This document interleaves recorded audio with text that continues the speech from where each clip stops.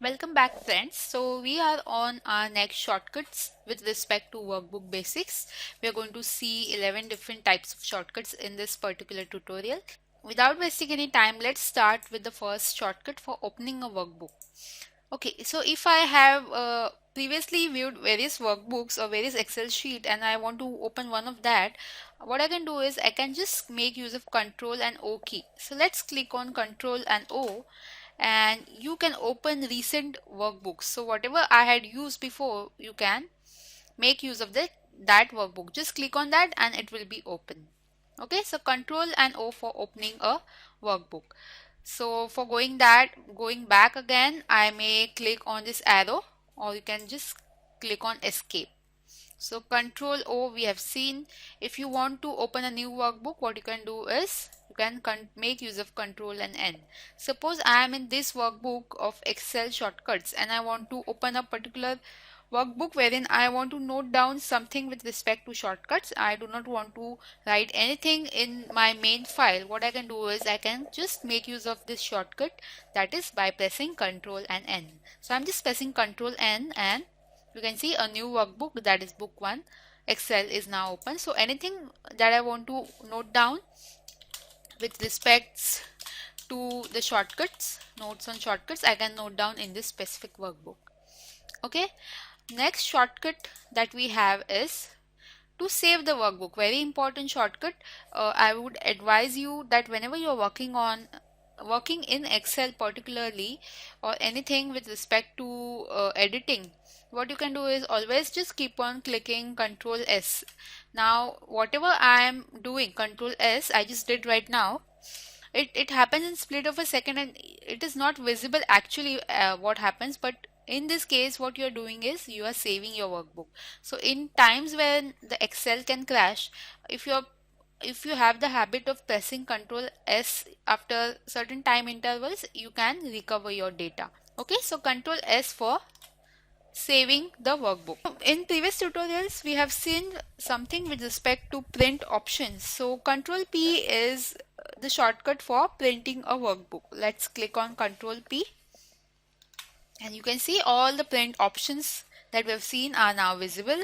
Even the page layout is now visible. Everything that we have seen before is now visible. So Control P can be the shortcut used for printing a workbook. Control W is for closing a workbook. So I'll not make use of Control W for this specific workbook. Let's go to another sheet that I had just opened, the new Excel, and I'll press Control W and it is asking me whether you want to save your changes. You want to save it, if you don't want to save it, you can choose any option. I don't want to save it, and the workbook is now closed. So Control W is for closing your workbook. Workbook basics, navigation, these are single worksheet. If I want to insert a worksheet, what I usually do is I click on this plus sign for inserting new worksheet. Another option which I generally do not use, but I just want you to know that this is an option available, you just click on Shift and F11. So I'll just click on Shift and F11. You can see a new worksheet is now added besides the navigation sheet. Okay, so I'll just delete it. I do not want it. I'll delete it. So Shift and F11 is for inserting a new worksheet. Now these four things are very important. These are the options for hiding the rows and columns and simultaneously unhiding them. So what is the general approach when I want to hide a specific row? What I do is I go to the row which I want to hide. Suppose I want to hide row 6. I do not want anyone to see whatever I have written in row 6. So I've selected this row 6. I'll right click and click on hide. So now it is hidden, and when I want to unhide this, I'll select row 5 and 7. I'll right click and I'll select unhide, so that my row 6 is again visible. But there is an option wherein you can directly make use of it, the shortcut of Control 9, and you can hide the specific row. So since I want to hide row 6, what I'll do is I'll select row 6 and press Control and 9. So can you see my row 6 is now hidden? Similarly, there is an option for unhiding the selected or the hidden row. So the option is Control Shift and 9. Okay, so just Shift is added. Can you see the difference? For hiding it is Control 9, and for unhiding it is Control Shift and 9. So I'll select these two specific rows in which my row 6 is hidden, and I'll press Control Shift and 9. So Control Shift and 9. So can you see my row 6 is now unhidden. So this was with respect to hiding of the rows. Let's come to hiding and unhiding of the columns. So the general approach for hiding a column is selecting the column, right click and hide it, and once you want to unhide it, select the two columns in which the column is hidden, right click and click on unhide. Okay, so now we are going to make use of this shortcut wherein you are going to make use of Control O. So select this column and click on Control and O. Okay, so I'm clicking on Control and O. Can you see the column E is now hidden? And if I want to unhide this, I'll select these two columns and press Control Shift and O.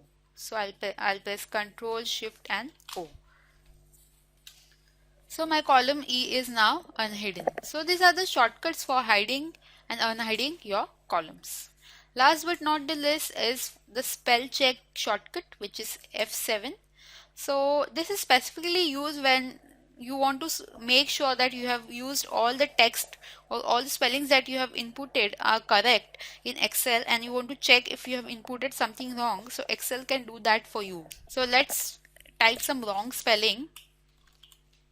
Okay, Excel, I have written XX, which is wrong. So let's click on F7 and see what happens. So can you see the word spelling that we have given is not in dictionary. So Excel has given you correct suggestions. You can choose the required suggestion. We want the spelling Excel, and you'll just click on change. Okay, so once you click on change, now the spelling is correct, wherein the extra X is now removed from the spelling Excel, and your spelling is now correct. So these are the 11 shortcuts that we see with respect to the workbook basics.